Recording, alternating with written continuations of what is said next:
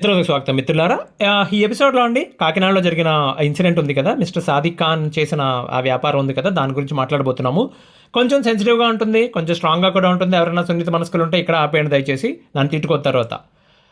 So మాకు గోదావరి వంతెన అనగానే మేము అక్కడికి గోదావరి వంతెన మీద ప్రయాణానికి, లేకపోతే గోదావరి గట్టి ఉంటుంది కదా, అది చూడడానికి సూర్యాస్తమయం, సూర్యోదయాలు, పచ్చని పొలాలు, చుట్టూ కొబ్బరి చెట్లు, ఇవి తప్ప అక్కడ ఉన్న పెద్ద శివుడి విగ్రహం అందంగా, ఇది తప్ప వేరేవేవి మాకు బుర్రలోకి రావు. ఒక ఫ్యామిలీ అక్కడ వరకు కారు నడుపుకుంటూ వచ్చి డ్రైవర్ని దింపేసి వాళ్ళే వెళ్ళి గోదావరి పైనుంచి కిందకి దూకి ఆత్మార్పణ చేసుకున్నారు. అఫ్కోర్స్ అది స్వయంకృత అపరాధం, దట్స్ ఫైన్. కానీ తప్పు చేస్తే అంత పెద్ద శిక్ష, అంత పెద్ద అదేదో సంక్షోభం వచ్చినట్టు చాలా దారుణం అండి, నిజంగా చెప్తున్నా.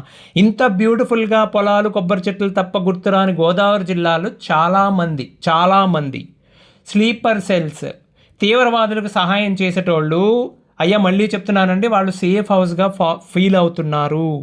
ఎక్కడెక్కడ లేనోళ్ళు చాలా కుటుంబాలు కనిపిస్తున్నాయి.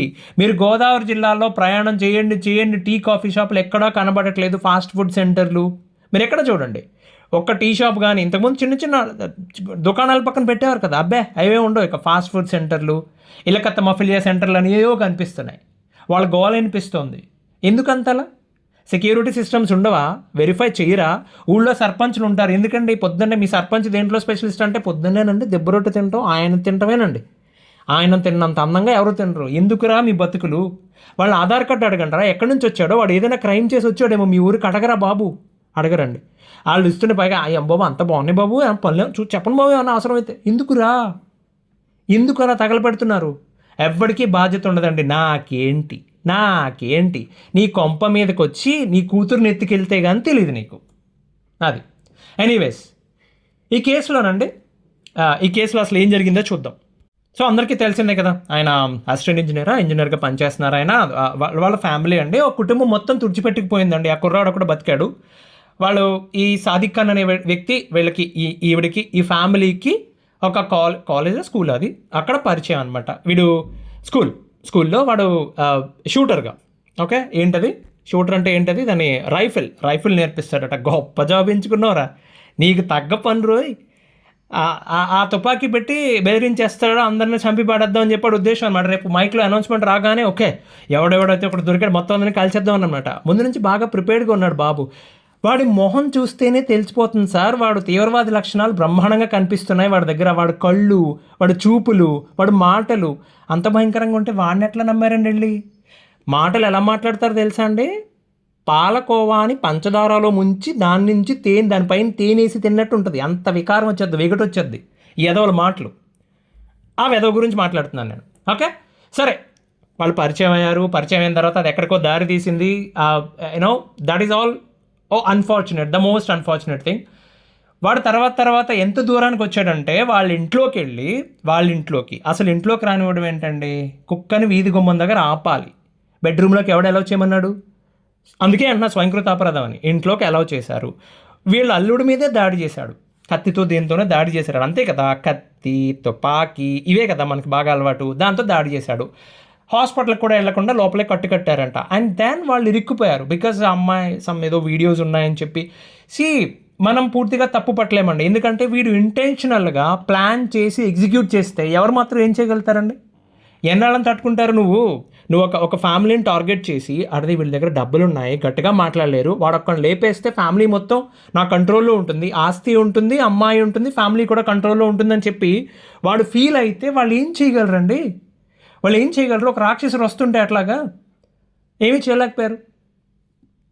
ఆమె భర్త మరణం తర్వాత ఆ మరణం కూడా అనుమానాస్పదం అండి. ఓకే, అది నార్మల్గా అనిపించట్లేదుగా మీకు? కథ అంతా విన్న తర్వాత ఎక్కడ నార్మల్గా అనిపించట్లేదుగా? ఖచ్చితంగా వీడేదో చేసి ఉంటాడు. నేనైతే బై డిఫాల్ట్ నమ్మేశాను, వాళ్ళు ఆ మాట అనకుండానే నమ్మేశాను. ఎందుకంటే కొంతమందిని చూస్తారా నా బుద్ధేస్తుంది, ఏం చేస్తాం? వాడు పనులను చూసారుగా, వాడు అంతకుముందు ఫ్లాష్ బ్యాక్ కూడా చాలా గొప్పగా చెప్తున్నారు.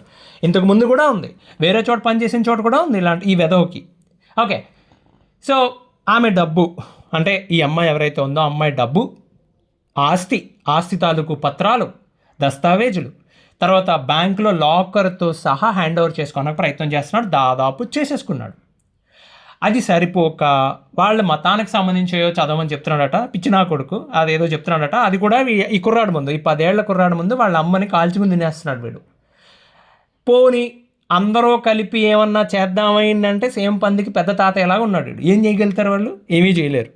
ఆ క్షోభ తట్టుకోలేకండి ఆవిడ చనిపోయారండి. ఆవిడంటే మొత్తం ఫ్యామిలీ చనిపోయారండి. నేను మళ్ళీ చెప్తున్నాను, తెలిసి కావాలని తప్పు చేసిన వాళ్ళు ఎవ్వరు ఇలాంటి నిర్ణయాలు తీసుకోరు.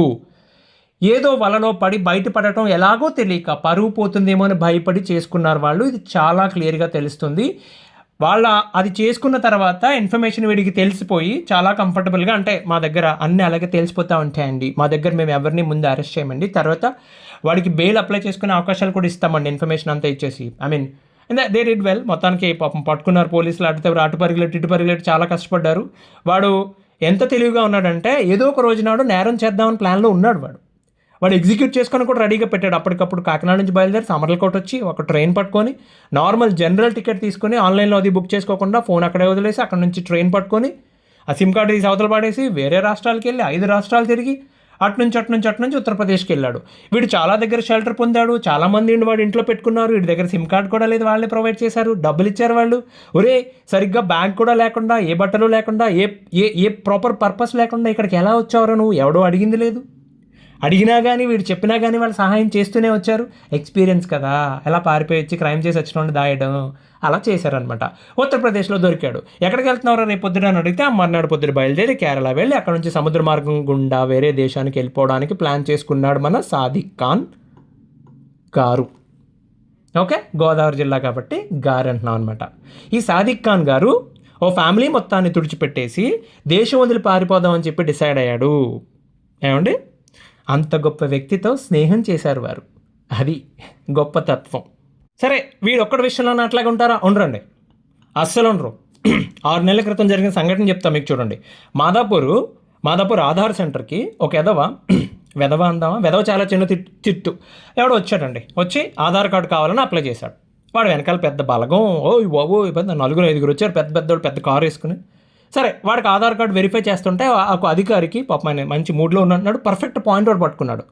ఒరే, మీ ఇంటి పేరు బాగానే ఉంది, కానీ మీ తండ్రి పేరు 10th క్లాస్ సర్టిఫికెట్లో ఒకలాగా, వేరే ఐడెంటిటీలో ఒకలాగా ఉందేట్రా అని చెప్పి, బహుపితాపుత్రుడు బాబు నువ్వు అని చెప్పి డౌట్ వచ్చింది. దానికి డౌట్ వచ్చి ఏమంటే ఆధార్ సర్వర్ ఏదో డౌన్లో ఉన్నట్టుందో, హాఫ్ అన్ అవర్ కూర్చొని చేసేస్తా అని చెప్పి పోలీసులకు ఇన్ఫర్మేషన్ ఇచ్చాడు.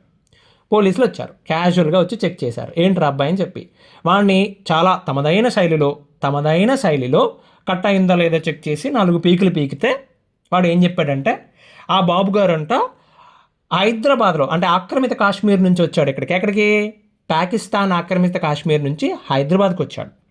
ఎందుకట? ఆన్లైన్లో లవ్ అయిందట. ఈ కొవ్వు పట్టిన గాడిద కొడుకు దున్నపోతు సీమంపందిగాడు అక్కడి నుంచి ఇక్కడికి వస్తే ఈ పిల్లాడు బాబు ఏం చెప్పాలండి? ఒరే బాబు తప్పమ్మా, అలా చేయకూడదు, వెళ్ళిపోని చెప్పాలా? లేకపోతే లోకల్కి ఎవరికైనా ఇన్ఫామ్ చేయాలా? వాడు ఏజ్ అంటున్నా అయి ఉంటే, ముష్కరుడు అయి ఉంటే, స్లీపర్స్ అలా అయి ఉంటే, అబ్బే అది ఏదైనా పర్లేదు, ఏదో మూట పెట్టుకుంటారు, ఏదో విస్ఫోటక మూట పెట్టుకుంటారు, ఏదో మీట నొక్కుతారు, పోతారు, అంతే కదా. ఈ పిల్లాడు తండ్రి ఈ వెధవకి అప్పటికే 10th క్లాస్ సర్టిఫికేట్ క్రియేట్ చేస్తాడు, వాటర్ ఐడి క్రియేట్ చేస్తాడు, ఇక్కడికి వచ్చేసి ఆధార్ ఐడి అప్లై చేస్తున్నారు. సార్ ఉరిశిక్ష వేయాలి సార్, వీళ్ళందరినీ ఉరిశిక్ష చేయాలండి, తల్లకిందులుగా వేలాడగట్టి, హైదరాబాద్లో జరిగింది కాబట్టి పంజాగుట్ట సెంటర్లో తల్లకిందులుగా వేలాడగట్టి రాళ్ళు ఇచ్చి కొట్టించాలి అందరి చేత. అరే ఎవడ కోపం ఉంటే వాడికి కొట్టండ్ర వీడిని రాళ్ళు ఇచ్చుకుని. ఎవడైతే మనకి ఇక్కడ లుమినీ పార్క్లో ప్రాణాలు కోల్పోయిన కుటుంబాలు ఉన్నాయో వాళ్ళ నెక్స్ట్ జనరేషన్ పిల్లలందరినీ పిలిపించి మాస్కులు వేసి వాళ్ళ చేతికి ఇంతంత ఇనుప కడ్డీలు ఇచ్చి కొట్టించాలి ఎదవల్ని. ఎందుకు రాలా ఎలా చేస్తున్నారు? ఇక్కడ పుట్టావు కదా, అదేం సంకరజాతి బుద్ధిరా నీకు? ఇక్కడ పుట్టావు కదా, పుట్టిన ప్రాంతం మీద ప్రేమ ఉండాలి కదరా నీకు, ఎందుకు లేదు? ఎవడో పాకిస్తాన్ నుంచి వస్తే ఎందుకు అల్లుని చేసుకోవాలని ఆత్రం చూపిస్తున్నావు నువ్వు? అడగరెవరు. మన కర్మ. మనకి చందమామ రావే జాబిల్లి రావే అని పాట ఉంటుంది కదా, కొండెక్కి రావే, బంతిపూలు తేవే, తేనె పట్టు తేవే, పాలు పెరుగు తేవే, పనస పండు తేవే, అన్నీ తెచ్చి మా బాబుకి పాపకి ఇవ్వమని చెప్పి ఈ సాదిక్ ఖాన్ గారిని రాయమంటే ఈ పాట ఎలా రాస్తాడు తెలుసా? చందమామ రావే జాబిల్లి రావే, కత్తి పట్టి తీయ కథం చేసి పోయా అని చెప్పి రాస్తాడనమాట. అలాంటి వాడితో మీరు స్నేహం చేస్తున్నారు, గుర్తుపెట్టుకోండి. రైట్, ఒక ముఖ్యమైన విషయం అండి. మన దగ్గర పాత ఎక్కడో పురాణాల్లో దాన్ని కాల్ చేయాలి, తగలబెట్టేయాలి, అసలు ఆ పుస్తకమే ఉండకూడదని చెప్పి చెప్తూ ఉంటారు కొంతమంది. దాంట్లో ఒక మాట ఉంటుంది. అఫ్కోర్స్ దాంట్లో కొన్ని దిక్కుమాలు ఉన్నాయి, అది ఎవడో ఫాలో అవ్వట్లేదు కదా. దాంట్లో ఒక మాట ఉంటుంది, ఆడపిల్లలకి ఎవరి అండర్లో ఉండాలి, ఎవరి ఆదరణలో ఉండాలి. చిన్నప్పుడు తండ్రి ఆదరణ, పెద్దయ్యాక అన్నదమ్ములు, పెళ్ళయ్యాక భర్త, వృద్ధాప్యంలో కొడుకు ఆర్ కూతురు. వాళ్ళ నీడలో ఉండాలని చెప్తారు. నేను డైరెక్ట్గా దాని అర్థం చెప్తున్నాను, డైరెక్ట్గా ఇలా ఉండదు, ఉండాలని చెప్తున్నారు. మహిళా సంఘ నేతలు కొంతమంది వచ్చి ఆడదంటే స్వతంత్రం లేదా ఆడదానికి, అమ్మా ఆడదానికి మాత్రమే చెప్పారని ఎందుకు అనుకుంటున్నావు నువ్వు? అది అక్కడ చాలామంది మగాళ్ళకి చెప్పారు, ఒరే నీ కూతురు బాధ్యత నీదేరా, నీ భార్య బాధ్యత నీదే, నీ తల్లి బాధ్యత నీదే, నీ అక్క చెల్లెళ్ళ బాధ్యత నీదే అని చెప్పి మగాళ్ళకి కూడా చెప్పి తగలడ్డారు కదా, పట్టించుకోరండి. వీళ్ళు వచ్చే స్వాతంత్రం అంటే, ఇండిపెండెన్స్ అంటే ఇలాంటివి జరిగితే ఎవ్వడూ మాట్లాడు, సైలెంట్ కూర్చుంటారు. ఓకే, మీరు మీ ముఖ్యమైన విషయం ఒకటి చెప్తాను అండి, చాలా చాలా ముఖ్యమైన విషయం. ఎవరికన్నా అమ్మాయిలైనా అబ్బాయిలైనా సరే, ఒకవేళ మీకు నిజంగా నచ్చే మీ బాయ్ ఫ్రెండో గర్ల్ ఫ్రెండో లేకపోతే మీకు ఎవరితోనో సంబంధం ఉండో పొరపాటున ఎక్కడో ఏదో జరిగిందో అనుకోండి, ఆర్ ఏమీ జరగలేదు, మిమ్మల్ని మీ ఏదో మార్ఫ్ చేసిన వీడియో అనుకోండి, మిమ్మల్ని ఏడిపిస్తున్నారు అనుకోండి, ఏమండి Telangana cyber security, I don't know ఆంధ్రాలో సైబర్ సెక్యూరిటీ ఉంది, బట్ దానికి నంబర్ అది ఉందో నాకు తెలియదు. బట్ హైదరాబాద్లో సైబర్ సెక్యూరిటీ టీం చాలా చాలా బాగా పనిచేస్తున్నారు. ఓకే, మీరు చాలాసార్లు పేపర్లో న్యూస్ చూస్తూ ఉంటారు కదా, పలానా చోట డబ్బు పోయింది, మళ్ళీ దొరికింది, లేకపోతే ఎవరో మోసం చేశారు, ఇలాంటప్పుడు పేర్లు బయటికి రావడం చూస్తారు. కానీ లైంగిక వేధింపుల కేసుల్లో సోషల్ మీడియాలో పలానా అమ్మాయిని హెరాస్ చేశారు, లేకపోతే పలానా అబ్బాయిని వీడియోలు చూపించి బెదిరించారన్నప్పుడు కానీ వాళ్ళ పేర్లు కానీ ఐడెంటిటీ కానీ ఎక్కడా బయటికి రావు. సో గచ్చిబౌలిలో పనిచేస్తున్న పలానా ఒక ఇంజనీర్, లేకపోతే ఈసీఎల్లో పనిచేస్తున్న ఒక ఇంజనీర్ అంటారు, లేకపోతే ఒక టీచర్ అంటారు తప్ప ఎట్టి పరిస్థితుల్లోని మీ ఐడెంటిటీ అనేది బయట పెట్టరండి. ఓకే, ఆడపిల్లల విషయంలో అబ్బాయిల విషయంలో కూడా. సో ధైర్యంగా మీరు కంప్లైంట్ ఇవ్వండి. నేను మళ్ళీ చెప్తున్నానండి, మన దగ్గర మేము స్వయంగా చూసామండి. అంటే ఒక కేసు పని మీద నేను వెళ్ళాను. వాళ్ళు చాలా చక్కగా మాట్లాడుతున్నారు. నార్మల్ పోలీస్ స్టేషన్లో ఉండదు అది. ఓకే, నార్మల్ పోలీస్ స్టేషన్లో మిమ్మల్ని భయపెట్టరు, అంటే అంత దారుణంగా ఉండదండి. చాలా చక్కగా కూర్చొని ఏంటమ్మా ఏమైంది, ప్రాబ్లం క్లియర్గా ఎక్స్ప్లెయిన్ చేయమంటారు. ఒక మనీ ఇష్యూలో ఎవరితో పెద్ద ప్రాబ్లం అయితే వాళ్ళు పెద్ద కాలనీ మొత్తం కదిలిళ్ళారనమాట. అసలు ఎలా ఉంటుందో చూద్దాం, నేను కూడా వెళ్ళా. వాళ్ళు చాలా చక్కగా మాట్లాడారు, చాలా అందంగా మాట్లాడారు. ఒకటి కాదు కదా, బోలెడని కేసులు జరుగుతున్నాయి అక్కడ. వాళ్ళు చెప్తారు, ఏమండి కుక్కట్పల్లి నుంచి మీరు ఎక్కడ అమీర్పేట దగ్గర నుంచి మియాపూర్ దాకా స్ట్రెచ్ మొత్తం చూసుకోండి, రోజు ఇవి కేసులు సార్, డబ్బులు ఎవడొకడు మోసం చేస్తాడు వాళ్ళు చెప్తున్నారు, పోలీసు వాళ్ళు అనమాట. ఎప్పుడోలే, చాలా రోజులైంది. బట్ చెప్పేది ఏంటంటే, ఇలాంటి క్రైమ్స్లో ఆర్ ఎవరన్నా మిమ్మల్ని బెదిరిస్తున్నట్లయితే, నా దగ్గర నీ వీడియోస్ ఉన్నాయి, నీ వాట్సాప్ గ్రూప్లో నీ ఫ్యామిలీ మెంబర్స్ తెలుసు, నీ గ్రూప్స్ తెలుసు, నాకు వాళ్ళందరూ ఫోన్ నెంబర్లు తెలుసు, సోషల్ మీడియా అకౌంట్లు తెలుసు, వాళ్ళ దగ్గరికి నేను నీ వీడియో పంపిస్తాను అని చెప్తే, అలా జరుగుతున్న వాటిల్లో మూడండి. ఎండ్ రిజల్ట్ ఎప్పుడూ మూడే. ఒకటి, భయపడి ఆత్మహత్య చేసేసుకుంటున్నారు, లేదా అవతల పక్కల చేతిలో హత్యకు గురవుతున్నారు, లేకపోతే కొన్ని ఆవేశమైన సందర్భాల్లో వీళ్ళే చేస్తున్నారు తప్పుడు పని. మూడోది, ధైర్యంగా ఎదిరించి పెట్టుకో, ఏం పీక్కో, ఏం లేదు, అసలు రెస్పాన్స్ కూడా అవ్వద్దు. ఎవడన్నా ఫోన్ చేస్తే బ్లాక్ చేసి పాడేయండి, ఇమీడియట్గా పోలీస్కి ఇన్ఫామ్ చేయండి. వాళ్ళకి బెదిరిస్తారు తప్ప ఎవ్వరూ ఆ పని చేయరు, ఎందుకంటే పోలీస్ పట్టేసుకుంటున్నారు, చాలా ఈజీగా పట్టేసుకుంటున్నారు. పట్టుకున్న తర్వాత వాళ్ళు అంత ఈజీ కాదు బయటపడటం. దాదాపు 10-15 ఏళ్ళు తిరగాలి కోర్టు చుట్టూ, జైలు చుట్టూ. వాళ్ళు అంత ఈజీ కాదు. ఇప్పుడు అంత ఓన్లీ బెదిరించడానికి వాడుతున్నారండి, డిజిటల్ అరెస్ట్ అని కానీ ఇలాంటి దిక్కుమాల నేషాలు వేసేవాళ్ళండి. ఎట్టి పరిస్థితుల్లో భయపడద్దు, ధైర్యంగా ముందుకు రండి. నేను చెప్తున్నాను కదా, పోలీస్ వాళ్ళు చాలా చాలా చక్కగా డీల్ చేస్తున్నారు. ఎట్టి పరిస్థితుల్లో భయపడద్దు. మీకు ఒకవేళ సపోర్ట్ కావాలనుకోండి, మీరు బాగా నమ్మదగిన వ్యక్తి ఎవరు, మీ నాన్నగారు ఉండొచ్చు, మీ అన్నయ్య ఎవరో ఒకరు ఉండొచ్చు, ఏం పర్లేదు, చెప్పండి, ఇలా తప్పు చేశాను, నేను చేశాను, బట్ వాడు భయపెడుతున్నాడు.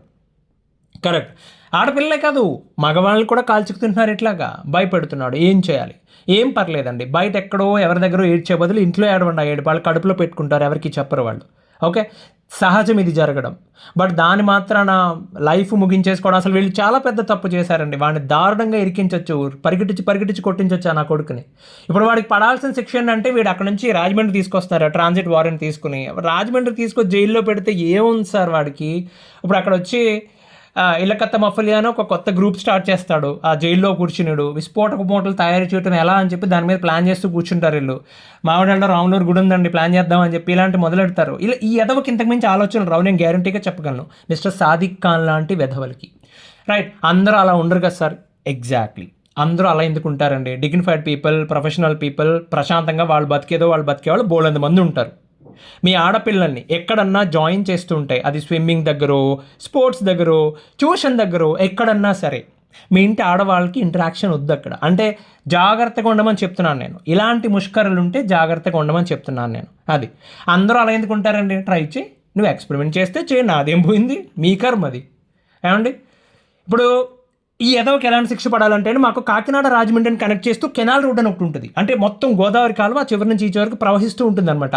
ఒకప్పుడు 60 ఏళ్ల క్రితం సంగతి ఇది. అక్కడ కొన్ని ఊళ్ళు ఉండేవి, ఊళ్ళు పేర్లు చెప్పను కానీ అక్కడ ఫేమస్ ఏంటంటే ఎవడన్నా ఇలా ఊళ్ళో ఆడపిల్లని లేపుకెళ్ళిపోతే వాళ్ళకి వేసే శిక్ష ఏంటంటే మంచి 8th క్లాస్ 1st క్లాస్ కొబ్బరి బండాలు గేల ఉంటుంది కదా, ఇది కాళ్ళు చేతులు కట్టేసి సాయంత్రం 6:30కి, అప్పుడు కరెంట్ కూడా లేదు కదా, దీపాలు లైటింగ్ కూడా లేదు, 6:30కి కాళ్ళు చేతులు కట్టేసి మెళ్ళో కొబ్బరి బెండాలకి గట్టిగా బిగించి గోదావరి కాల్లో పాడేసేవారు.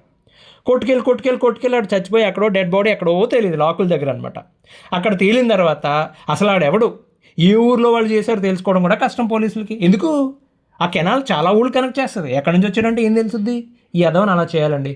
లేకపోతే చేతులు కాళ్ళు కట్టేసి దమ్ము ట్రాక్టర్ ఉంటుంది కదా, ఆ ట్రాక్టర్కి వెనకాల తాడిచ్చి కట్టేసి పొలాలు కోత కోసిన తర్వాత కత్తుల్లా ఉంటాయి, ఆ మిగిలిన కోత కోసిన తర్వాత మిగిలిన ఉంటాయి కదా, కత్తుల్లా ఉంటాయి, దాని మీద దమ్ము ట్రాక్టర్ వేసుకొని పవనించాలి.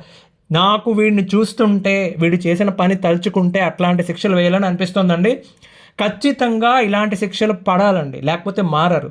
ఇప్పుడు చూడండి, మొన్న ఒక ప్రిన్సిపల్ని హత్య చేశారు కదా, స్టూడెంట్లు ప్లాన్ చేసి ఎగ్జిక్యూట్ చేసి మధ్యలోకి వెళ్ళి ఎవరన్నా ఎదురు తిరిగితే చంపడానికి కత్తి పట్టుకెళ్ళి గంజాకు అలవాటు పడి మందుకు అలవాటు పడి ఆ గోవాల గీవాలో తిరిగి ఆడపిల్లల చుట్టూ తిరిగి వాళ్ళు మైనర్లు పంపించే జైలుకి పంపిస్తారండి. వీళ్ళు మార్చాలి కదా సార్ రాజ్యాంగం. మానభంగం చేసినోడు ఇంకేం మైనర్ అండి, హత్య చేసినోడు ఇంకేం మైనర్ అండి, మార్చేయి. నేరం నిరూపణ అయితే మైనర్ లేదు, తొక్కలేదు, ఒకటే రూలు పెట్టండి. మైనర్ కాబట్టి అతని తల్లిదండ్రులు కూడా వేసి పడండి, వీలైతే జాగ్రత్తగా ఉంటారు, రూళ్ళు దగ్గర పెట్టుకుని ఉంటారు. అదండి విషయం. మీ చుట్టుపక్కల ఉండొచ్చు, జాగ్రత్తగా ఉండండి, చాలా జాగ్రత్తగా ఉండండి. దాన్ని ఎవరైనా తిట్టుకోవాలనుకుంటే తిట్టుకోండి, కానీ మీకు ఎదురైన దిక్కుమాల అనుభవాలు ఏమైనా ఉంటే కనుక, అంటే ఇలాంటివి ఏమైనా ఎదురైతే కనుక వెంటనే కంప్లైంట్ చేయండి, వాయిస్ రేస్ చేయండి, దాచుకోవద్దు, లోపల బాధపడద్దు. దానివల్ల మీకే నష్టం. వాళ్ళు మీ తర్వాత ఇంకొకరి జోలికి వెళ్తారు, ఇట్లా వాళ్ళని వదలొద్దు. ధన్యవాదాలండి. ఇంకో 5 కలుద్దాం. అంతవరకు సెలవు.